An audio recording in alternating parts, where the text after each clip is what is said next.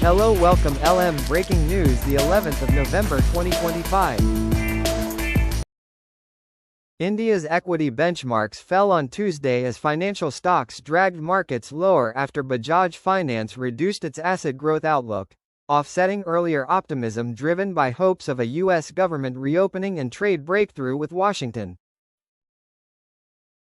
The U.S. Senate approved a bipartisan deal ending the nation's longest government shutdown, resolving a weeks-long impasse that halted pay for federal workers and disrupted services, while setting up a December vote on expiring health subsidies for millions of Americans.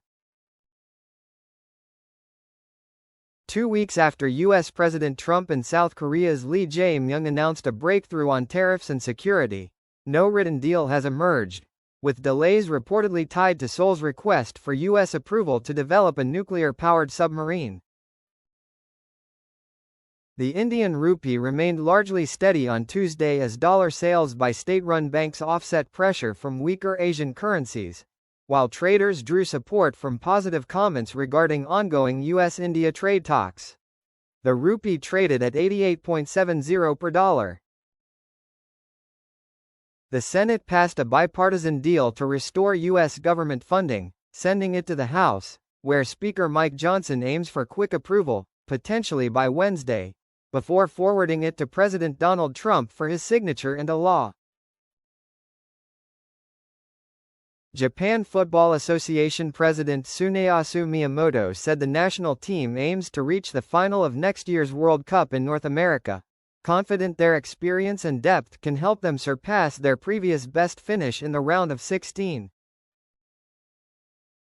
As global warming intensifies, nations transitioning to clean energy and adapting to climate impacts face mounting financial needs. Climate finance refers to funding from governments, banks, investors, and philanthropies supporting emission cuts and adaptation projects like renewable energy or flood defenses. Japan's 3 biggest banking groups are projected to report solid second-quarter results on Friday, keeping them on pace for record annual profits this fiscal year, even amid geopolitical uncertainties and the cautious monetary stance of Japan's new prime minister.